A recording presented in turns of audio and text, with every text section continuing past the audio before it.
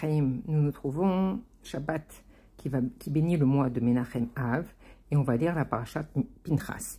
Et le rabbi, il y a 34 ans, a fait une sikha extraordinaire du Dvar Malchut où il explique vraiment la base du service divin.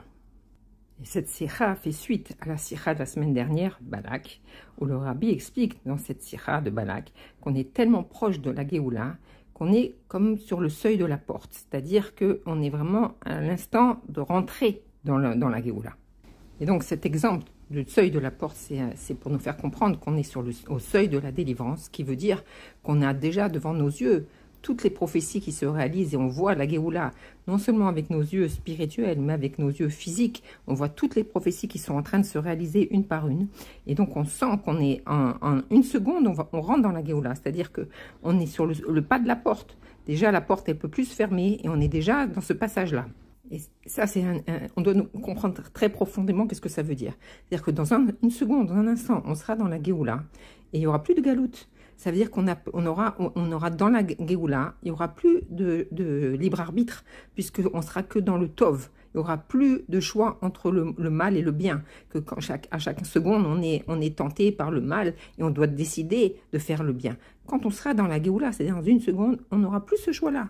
On n'aura que le choix de s'élever d'élévation en élévation. On n'aura plus à se sauver du mal et à faire la guerre au mal. Alors, à cet instant précis, où on est sur le seuil de la porte et qu'on peut voir toute la Géoula devant nous, qui va se réaliser en un instant, on vit ce vent de Géoula qui nous arrive et on commence à être joyeux, on sent cette simra de la Géoula, on commence à vivre la Géoula. Jusqu'à ce que le rabbi nous dit dans la semaine dernière, il nous a dit qu'on doit tellement ressentir cette Géoula qu'on doit vivre la Géoula, déjà dans l'instant de la galoute.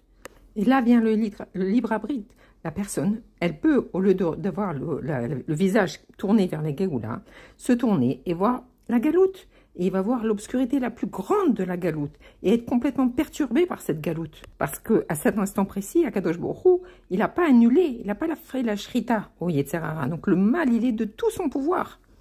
En Nun Aleph, le rabbi a dit, c'est l'heure où Mashiach vient. Et qu'est-ce que ça veut dire concrètement? On est donc, comme on l'a dit, sur le seuil de la Géoula, et on a d'un côté la Géoula et de l'autre côté la galoute. En vérité, tout le travail qu'on a fait depuis la nuit des temps, c'est de séparer le bien du mal. On sait que depuis, ça c'est la réparation de la faute de Adam Arishon qui a mélangé le bien et le mal en goûtant de l'arbre. Et donc, avant cet instant précis, alors le bien et le mal étaient mélangés et on avait du mal à voir dans chaque événement. Le bien, tout était mélangé. Mais là, on est arrivé à un moment où c'est très clair. D'un côté, il y a le mal absolu, la cruauté, la sauvagerie, vraiment le mal absolu, les mœurs horribles, etc. Et de l'autre côté, on a le bien. Donc, c'est à nous de choisir de quel côté on veut être. Il suffit de se concentrer et de chercher. On voit dans le mal, on n'a pas besoin d'expliquer la force du mal qu'on peut avoir devant nos yeux. Mais dans le bien, on peut voir d'abord le bien qu'Akadosh Baruch Hu diffuse, tellement de Nissim Veniflaot qui nous envoie. Mais même dans le comportement humain, on voit comment dans le peuple Israël et même dans les autres peuples, combien on vient en aide à l'autre, combien on essaye d'améliorer notre comportement, combien l'avat Israël qui est entre les Juifs, l'aide, c'est quelque chose d'extraordinaire que ce qu'on peut voir. L'unité qu'il peut y avoir dans des moments difficiles peut-être, mais on n'a pas encore à faire cette unité dans le shalom, mais dans l'unité, quand un juif il est dans une situation difficile, tout le monde vient l'aider. Et donc de la même manière qu'il y a le mal qui se dévoile de toute sa force, il y a le bien qui se dévoile aussi de toute sa force. Et le mal, il continue d'exister jusqu'à ce qu'il n'y ait plus du tout de bien dedans et jusqu'à ce qu'Akadosh Baruch Hu le fasse disparaître complètement. Donc on est au moment du grand test, de savoir où on se situe, où il décide de voir, où il décide que tu préserves de regarder dans la galoute et le mal, où il décide de regarder dans le bien et la Géoula. Donc c'est deux choix de vie, ou vivre la galoute dans toute son horreur, ou alors vivre la Géoula comme le rabbi nous demande de vivre la Géoula dès un instant précis. Et donc on a une mitzvah de la Torah, de choisir le bien, de choisir la vie. Et donc puisqu'on a compris que dans cette galoute, le mal il est de tout son pouvoir parce qu'il y a presque plus de bien dedans. Donc c'est notre devoir de choisir de regarder dans la Géoula, et comme le rabbi nous a demandé de commencer à vivre la Géoula, Bezrat Hashem. Ça, c'était la Hora, l'enseignement du Dvar Malchut de la semaine dernière. Dans le Dvar Malchut de Pinchas, le rabbi prend cette idée et la rentre encore, nous le fait vivre d'une manière beaucoup plus profonde pour qu'on fasse un pas encore de plus dans la Géoula. Et donc, on va comprendre que dans cette manière de vivre dans la Géoula, c'est-à-dire d'étudier tous les sujets de Géoula, de voir déjà Mashiach, d'étudier les sujets du Beth Amikdash comme le Rabbi demande maintenant, pas comme des sujets du futur, mais dans les sujets actuels, c'est-à-dire de savoir par où on va passer dans le Beth Amikdash concrètement, comment on doit se situer dans le Beth Amikdash. Mais quand quelqu'un, il vit que dans cet instant futur qui va arriver et qui s'approfondit dans tous ces sujets-là, en vérité, le Rabbi nous dit, il va lui manquer quelque chose. Et c'est quoi? Il peut arriver un petit problème dans cette manière de vivre. En vérité, c'est qu'il se projette dans la seconde future. Il est toujours en train de vivre dans le futur, peut-être dans l'instant qui va arriver. C'est un instant pas lointain, mais dans l'instant futur. Et donc, il va lui manquer de vivre à cet instant précis. Qu'est-ce qui fait de cet instant, de cette seconde qu'il est en train de vivre? Lui, il est toujours projeté vers le futur, vers l'instant de la Géoula. Mais qu'est-ce qu'il en est de cet instant précis? Pour cela, on doit comprendre l'enseignement de la parashat Pinchas. Dans cette paracha, il y a la division de la terre d'Israël. Et en fait, cette étape-là, c'est une étape décisive qui termine la promesse que Dieu il a fait à Abraham, qui va hériter, que ses enfants vont hériter de cette terre-là. Donc, c'est une étape primordiale. Après un long processus depuis la promesse qui a été faite à Abraham avec 400 ans, et après l'esclavage en Égypte, la sortie d'Égypte, les 40 ans dans le désert, sauf le Ham Israël arrive à l'entrée de la terre d'Israël, et donc il faut diviser la terre.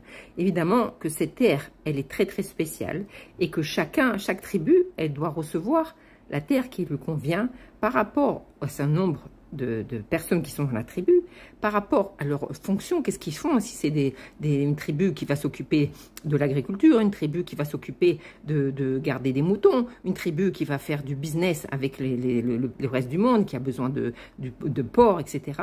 Donc, chaque chose, elle est très, très spéciale parce que c'est en fonction du nombre de personnes, en fonction de la qualité de la personne, en fonction de leur occupation. Et il y a beaucoup d'éléments qui vont faire que la terre, elle doit être distribuée, elle doit être partagée vraiment comme chacun il a besoin.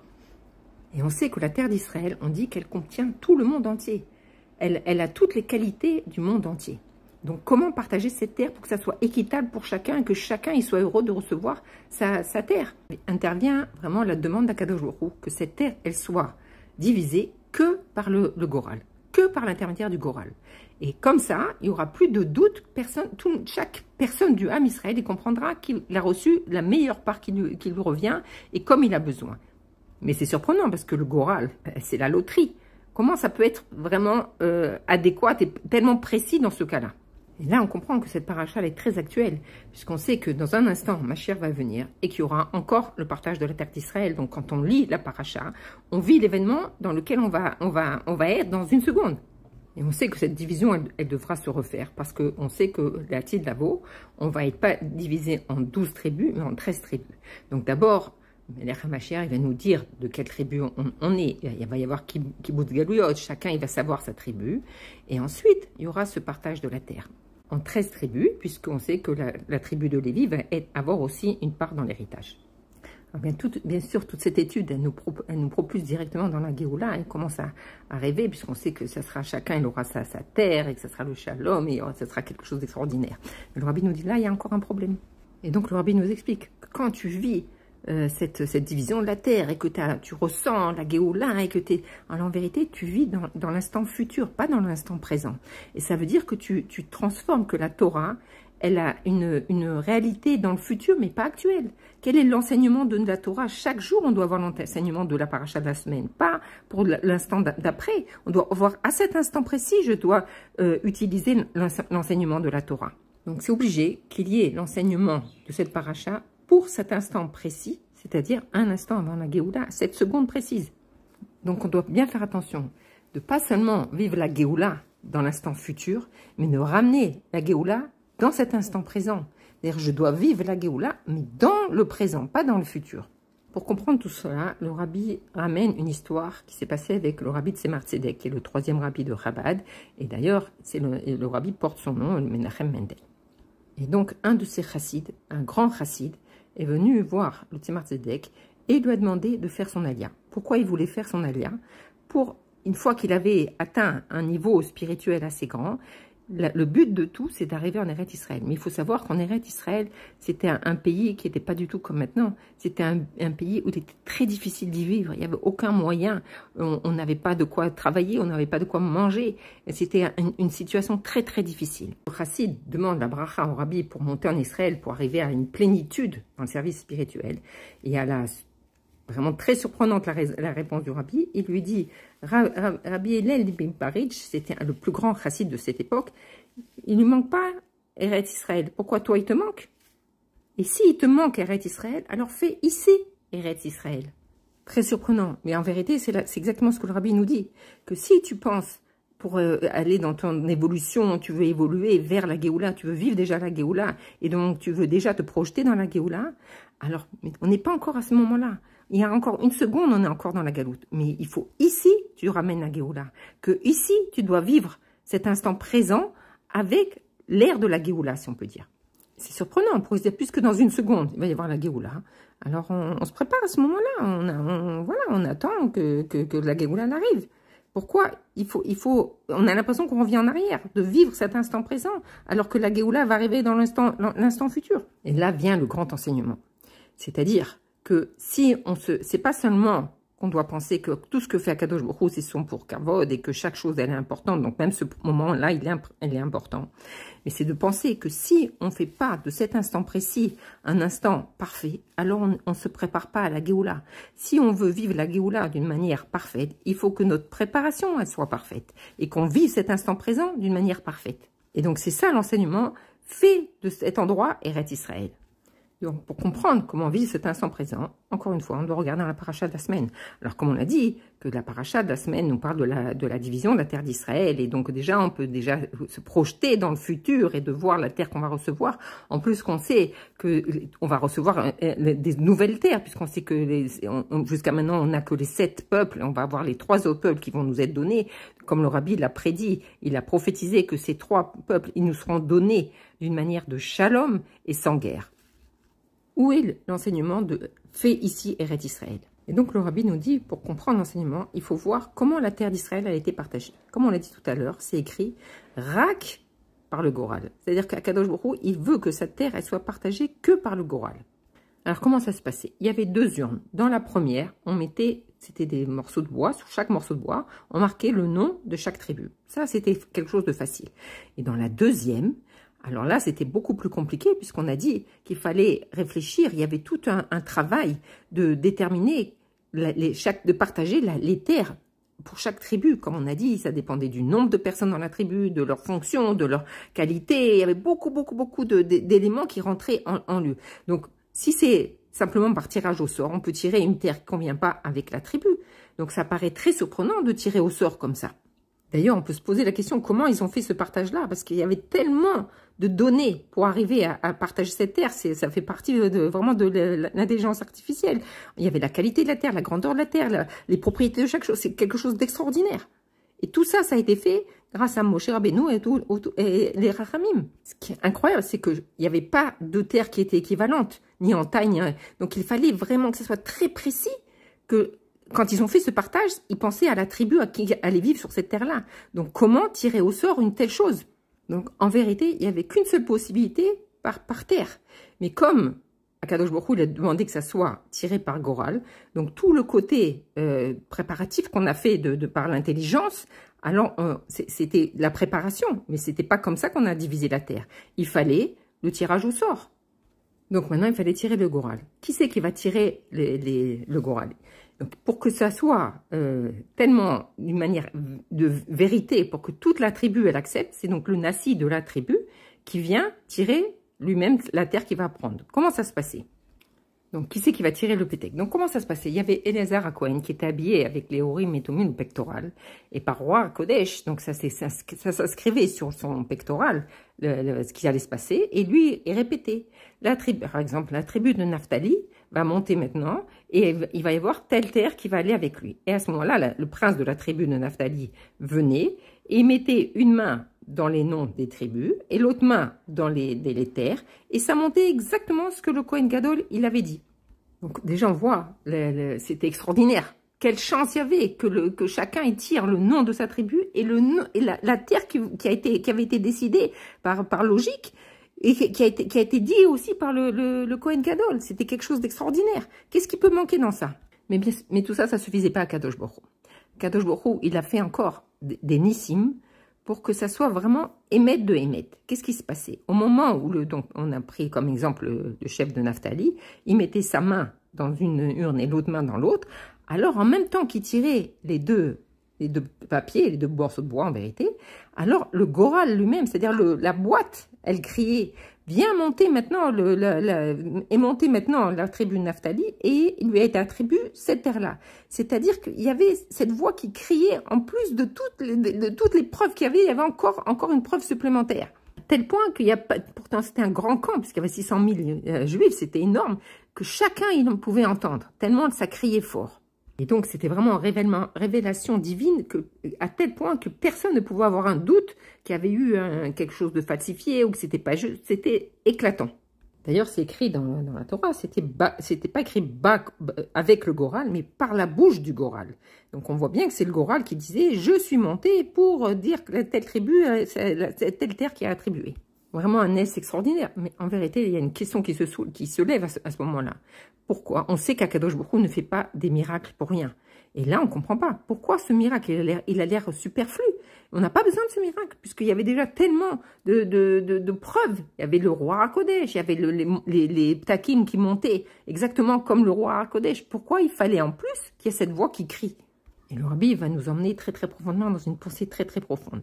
Puisque c'est écrit que c'est Akadosh Baruch Hu, il veut que la terre elle soit partagée que par le Goral, alors on ne pouvait pas se suffire que ça soit simplement par le roi HaKodesh ou par la logique qu'on avait fait ou par le tirage au sort lui-même. Non, il fallait que ce tirage au sort il soit complet. C'est-à-dire que dans ce tirage au sort, il ne fallait pas approuver ce tirage au sort par le fait qu'il y avait avant le roi HaKodesh. Non, il fallait que le Goral, le tirage au sort du Goral, il soit parfait, qu'il soit entier 100%. Et on va expliquer pourquoi. Donc, il fallait que ce Goral, il réponde à toutes les questions, que tout le monde puisse entendre, que tout le monde puisse être sûr, qu'il n'y ait pas de doute, que ça soit évident, pas parce qu'il y a eu roi Kodesh avant ou parce que ça a été tiré. Non, il fallait que ça soit entièrement, il n'y avait pas de logique, c'est le Goral qui devait faire ce travail 100%.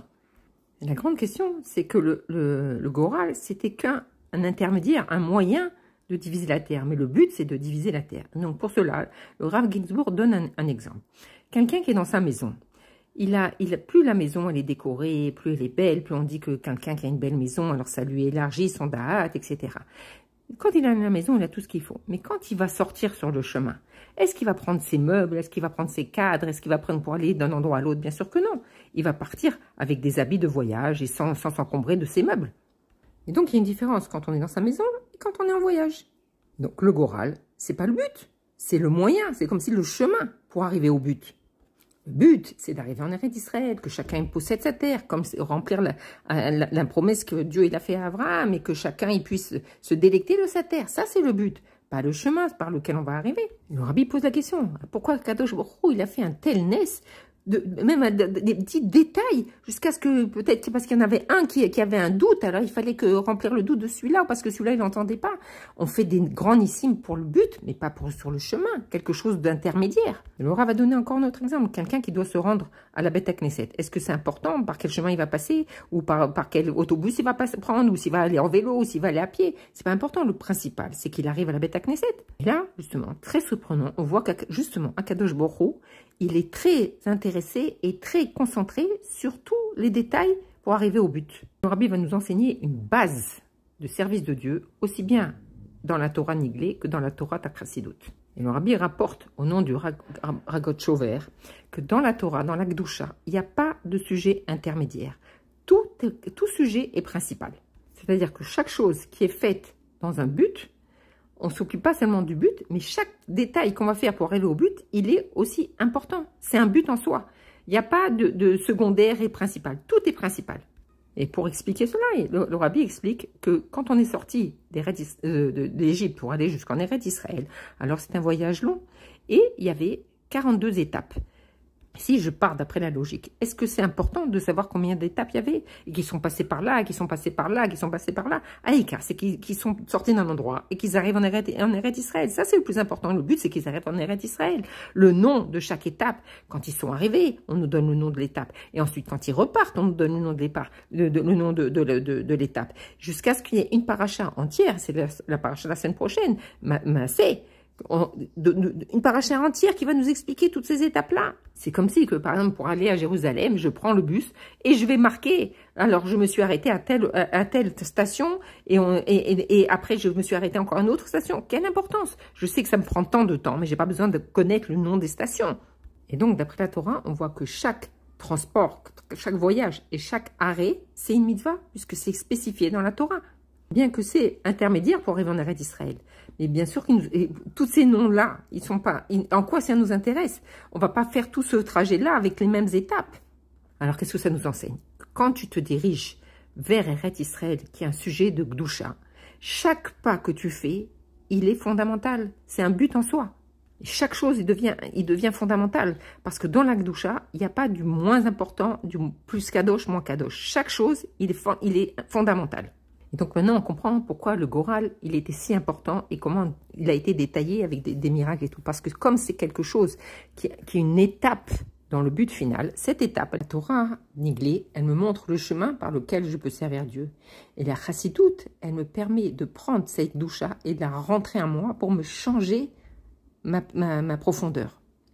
Et donc, cet enseignement, d'après la Chassidoute, elle nous est donnée par le Rabbi Rachab, qui nous donne un proverbe qui vraiment est une base dans notre service. Donc le Rabbi Rachab nous dit, le pnimi, tout ce qu'il va faire, il va être entièrement concentré dedans. Même si c'est un détail pour arriver à un but, mais tout ce qu'il va faire, il va être complètement dedans.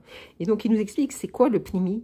C'est quelqu'un qui vit la chose de tout son effet, c'est-à-dire de toute son intégrité. Il vit la chose d'une manière parfaite. Il n'y a pas quelque chose qui va rester en dehors dans sa conception, dans sa pratique. Il met toutes ses forces dans la chose. Et donc, même pour quelque chose qui paraît accessoire ou intermédiaire, il va mettre toutes ses forces dedans. Comme si c'est quelque chose, le but d'une grande action. Et le Rabbi Rachab a expliqué ce concept-là. Quand une fois, il allait prononcer un mamar, on sait que c'est les paroles de Dieu vivant lui-même et que chacun attend ce mamar, c'est vraiment une révélation divine. Et donc ses élèves étaient assis autour de lui et ils voulaient tellement entendre ce mamar qu'on sait qu'avant de prononcer un mamar, on doit chanter un nigoun de préparation, que ce nigoun, il va nous préparer à recevoir les paroles du mamar. Et ils voulaient tellement recevoir ces paroles qu'ils ont chanté ce nigoun très très rapidement. Alors le Rabbi Rachab, il n'a pas dit le mamar et il a expliqué qu'est-ce que c'était d'être pnimi, qu'est-ce que c'était la préparation adéquate à quelque chose. Tu chantes le nigoun pour te préparer au mamar, et si tu le chantes d'une manière rapide pour vite arriver au but, eh bien tu vas pas pouvoir recevoir toute la force du mamar. Tu veux recevoir le mamar, alors il faut chanter, il faut faire la préparation en étant complètement concentré dans le nigoun, même si c'est quelque chose d'intermédiaire au mamar. Pour comprendre cette idée, le Rav va donner un exemple. Quelqu'un qui se prépare au mariage, c'est le plus grand point de sa vie. Alors, il veut que dans son mariage, tout soit parfait, que les serviettes, elles aillent avec les nappes, et que le repas, il soit comme ci et comme ça. Et donc, ça demande beaucoup, beaucoup de préparation, et il faut s'y prendre à l'avance. Mais est-ce qu'il va avoir tellement d'attention dans chaque détail? En vérité, non. Il peut pas mettre autant d'attention dans chaque détail. Pourquoi? Parce que c'est pas tous ces détails-là, c'est pas dans l'akdoucha pur. C'est pas dans le service divin. C'est pour faire du yofi dans son mariage, mais c'est pas le service divin. Mais quand on parle de la préparation au mariage, au niveau spirituel, alors là, chaque étape, elle est primordiale. Parce que c'est comme ça qu'on va créer la base de son mariage, qu'on va former son mariage. Donc si on brûle les étapes, si on peut dire, alors on ne va pas préparer comme il faut son mariage. Et d'ailleurs, le Rabbi dit, quel est le temps le plus important, de plus important dans la vie d'un homme? C'est le temps entre la décision de se marier et le mariage lui-même. Ça, c'est le temps le plus important. Pourquoi? Parce que c'est ce qui va préparer toute sa vie après. Le Rabbi donne deux raisons à cela. Parce que la valeur, c'est la vérité, c'est le émet et la profondeur de la chose. Quand on est connecté à ce émet et cette profondeur, alors tout ce qu'on va faire, ça va être imprégné de ce émet et de cette profondeur. Et donc, si tu fais pas les choses d'une manière profonde, tu vas comprendre que c'est pas le émet, donc c'est pas pnimi, donc il manque quelque chose dans le service. On comprend que si on veut réussir quelque chose, il faut que la préparation elle soit 100%. D'ailleurs, on peut voir la sortie d'Égypte. Ils sont sortis en vitesse. Comme c'est écrit, ils n'ont pas eu le temps de se préparer, ils sont sortis en vitesse. Et on voit que ça n'a pas tenu le coup. Cette Géoula, elle a été que limitée. Après, il y a eu la galoute.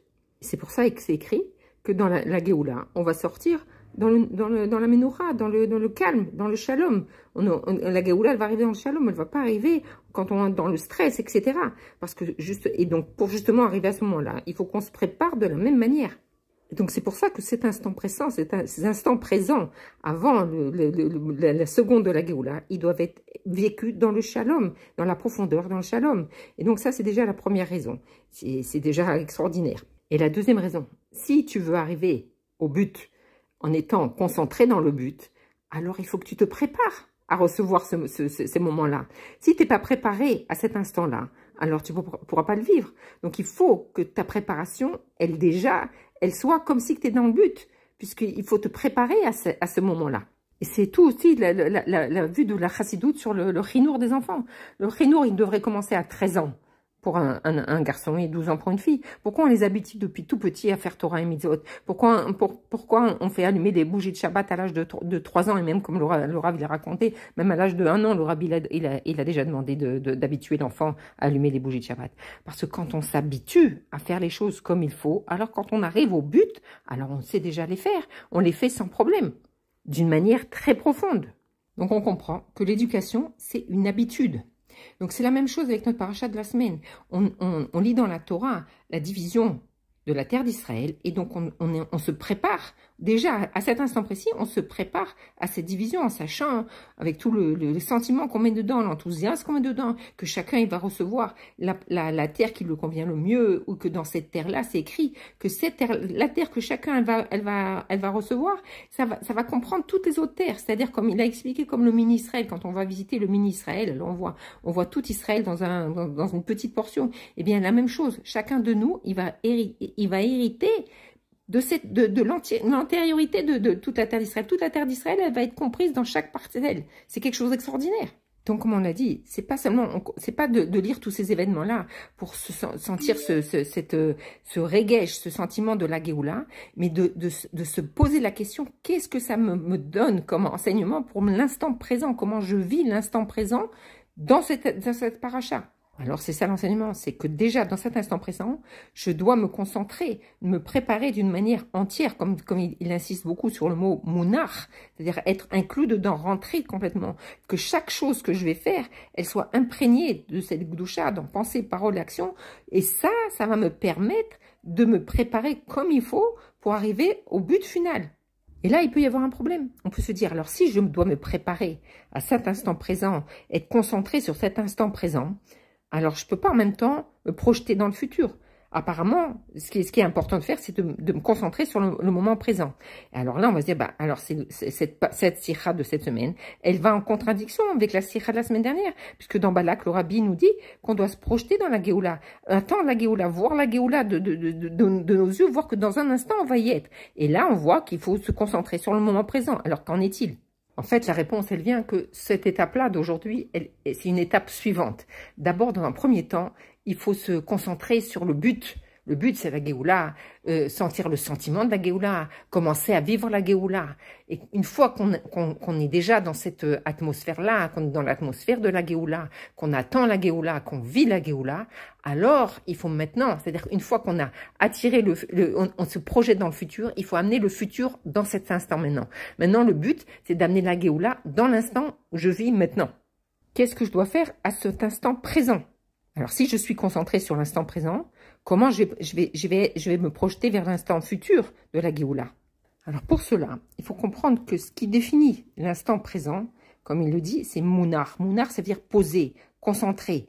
C'est-à-dire qu'à cet instant-là, tout ce que je fais, c'est concentrer. Je suis là à cet instant-là. Je ne pense pas à l'instant futur ni à l'instant d'avant. Je suis là entièrement, pensée, parole et action, dans ce que je suis en train de faire à l'instant présent. Et Menorah, ça vient du mot Mounar, ça vient du mot Menorah. C'est-à-dire que tout ça, ça se fait avec le shalom et la paix et la sérénité, pas dans un intense de stress. Parce que si je suis dans le stress, je suis dans le faux, je suis pas dans le émet. Quand je suis dans le émet, c'est que je fais les choses d'une manière concentrée et dans le shalom. Et si maintenant je veux trouver un mot qui va concrétiser ce qu'on a étudié la semaine dernière, c'est-à-dire être complètement concentré sur le but, sur le futur, sur la Géoula, alors c'est le mot Chadou qui veut dire imprégné, lié, que c'est complètement imprégné en moi, ça devient une seule chose en moi. C'est-à-dire je suis ici, présent 100%, mais je sais très bien où je vais. Je suis en même temps projeté dans où je vais, je vois le but devant mes yeux à chaque instant, le but il est imprégné en moi. C'est vrai que ça paraît de sens opposés. C'est-à-dire que si je me projette dans le futur, comment je peux vivre le moment présent ici? Pour cela, le Rav donne un exemple. Il nous dit, imaginez une grande échelle, mais très très très haute, avec 42 marches. C'est-à-dire que si, chas v'shalom, je tombe de l'échelle, très grave. Imaginons qu'on est à la 41e étape. Est-ce que, quel mot va signifier l'endroit où je suis? Est-ce que je suis Mounar ou Chadour? Si je ne suis pas concentrée sur ce que je fais, c'est-à-dire si je ne veux pas tomber, je suis obligée d'avoir toutes mes pensées, toutes mes forces entièrement concentrées sur ce que je suis en train de faire. Mon équilibre, comment va mettre mon corps, comment me positionner pour ne pas tomber. Mais en même temps, tout ce qui m'entoure, tout ce qui me donne la raison d'être sur cette 41e marche, c'est le but, c'est la Géoula, c'est la 42e étape. Que si j'ai pas ça devant mes yeux, alors qu'est-ce que je fais là? Pourquoi je me mets en danger? Donc ça veut dire qu'en même temps, je dois être concentré sur chaque chose que je fais, être 100%, comme le Rabbi dit, Kovesh, conquérir le monde, c'est-à-dire être 100% de toutes mes forces, de mon pensée, parole et action dans ce que je suis en train de faire, mais en même temps, qu'est-ce qui me donne la force d'avancer? Qu'est-ce qui me donne la force de faire les choses comme il faut? C'est justement cette vision de la Géoula, cet instant futur qui va arriver.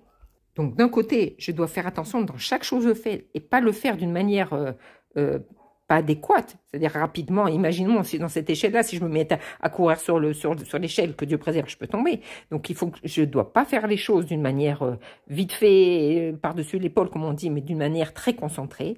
Mais en même temps, je sens ce but devant moi. C'est comme ça, Bezrat Hashem, qu'on va arriver à la Géoula Shlema. C'est ce que le Rabbi nous demande, c'est ça le travail pnimi. Diviser la terre, conquérir la terre, c'est le but du monde. Cette conquête, c'est pas seulement une conquête géographique, mais c'est le but de l'existence. Pourquoi Dieu, il a créé le monde, il a créé les êtres humains, il a donné le premier ordre. Fructifiez et multipliez-vous sur la terre. Concrétisez cette terre. De la même manière qu'on conquérit la terre pour pouvoir s'y installer, alors c'est la même chose, on doit conquérir le monde pour s'y installer, pour faire vivre le monde, pour transformer ce monde qui est une terre très belle, mais une terre inculte, si on peut dire, et imprégner à Kadosh Baruch Hu dedans. C'est-à-dire transformer ce monde qui est comme une jungle et de le transformer, de le canaliser pour qu'il soit un monde où Akadosh Baruch Hu peut y vivre, que ça soit la maison d'Akadosh Baruch Hu. Et donc Dieu il nous a donné cette terre justement pour qu'on la conquérisse et pour qu'on fasse de cette terre inculte, qui était la terre de 7 peuples, en terre d'Israël, une terre où Akadosh Baruch Hu il peut résider. Comment il nous demande de s'en servir? Par le Goral. Donc on voit que le Goral, comment ça se passait? Comme on a dit, il y avait l'action du Goral, qu'on a tiré le Goral. Il fallait aussi la pensée, comme on a dit que c'était quelque chose de très très profond de penser. Mais il manquait la parole. Et donc pour ça, il fallait ce naisse. Et donc c'est le grand enseignement. Akadosh Baruch Hu nous dit, pour faire quoi que ce soit dans la Gdusha, il faut que ça soit toujours en pensée, parole, action. Et donc même si le Goral, les boîtes, elles n'ont pas de bouche, eh ben on va leur faire qu'ils vont parler. Pour nous montrer que chaque action dans le chemin de la Gdusha, il doit être parfait en pensée, parole, action. Et en vérité, la parole, c'est la chose la plus essentielle. Quand on veut savoir si quelqu'un, il parle, émet, comme on dit, les paroles qui sortent du cœur, elles rentrent dans le cœur, c'est par la parole. C'est pas par autre chose, c'est ni par les actions, ni par la pensée. La parole, c'est ce qui va nous permettre de communiquer, c'est ce qui va nous permettre de voir si quelqu'un, il émet. Et donc, c'est ça l'enseignement. Tant que la Géoula n'est pas là, chacun de nous, on doit prendre le micro, on doit prendre toutes les choses possibles et diffuser. Fais ici, Eret Israël. Dans l'instant présent, sois concentré sur ton action pour justement que ça soit la meilleure étape pour arriver à la Géoula, pour te préparer à la Géoula. On doit être concentré sur le but. On doit avoir le but devant nos yeux sans arrêt et en même temps, être concentré sur tout ce qu'on fait, pensée, parole et action. Chaque action, elle doit être faite de la meilleure manière possible. possible. Pour simplifier, le cœur et l'esprit, c'est le mot qui va les assembler, c'est Chadora, c'est-à-dire ce qui va nous projeter vers le futur, l'image qu'on a. Et les pieds, c'est là où on se pose. Et ça, c'est Monach. C'est-à-dire toute l'action, on doit être concentré. Comment on fait les choses de la meilleure façon possible, d'une manière concentrée. Pour finir, le rabbi termine comme ça. Comment on va rentrer dans la Géoula? Est-ce qu'on va rentrer en sautant dans la Géoula ou on va rentrer dans la Géoula en dansant? Quand on saute, on doit être bien concentré sur l'endroit, on est posé sur le sol pour pouvoir sauter. On ne peut pas sauter si on n'a pas un appui. Donc on saute. Mais si d'un autre côté, on ne sait pas où on va atterrir, alors c'est pas possible, on doit savoir où on va atterrir. En fait, ça ressemble à la voda de Pessar, c'est-à-dire sauter. Alors on est concentré sur le but, mais on saute. C'est-à-dire qu'il y a quelque chose qu'on va rater, puisqu'on saute. Donc, dans la Géoula, on va rien perdre. Qu'est-ce qu'on doit faire? Alors, c'est la danse. Parce que la danse, c'est comme des cercles qu'on fait. On saute aussi dans la danse. Mais c'est-à-dire qu'on rate rien. On emmène tout avec nous. Et donc, il termine avec cet enseignement tellement profond que quand on danse dans cette danse qui va nous amener de la galoute à la Géoula, eh bien, on danse en même temps avec la galoute et la Géoula. C'est la galoute qui nous emmène dans la Géoula, dans ce cercle-là, et ça veut dire que rien n'est perdu, au contraire. C'est toute l'idée de rajouter le Aleph dans la galoute pour arriver à la Géoula. Et donc, cette danse qui va en même temps révéler la galoute et la Géoula en même temps, danser dans cette même danse, va nous amener directement au Beth Amikdash, avant ce Shabbat Bezrat Hashem, avec le Rabbi Anotet, Yechi Adonai, nous Morenu Verabenu, Melech HaMashiach, L'Olam Vaed, Shabbat Shalom.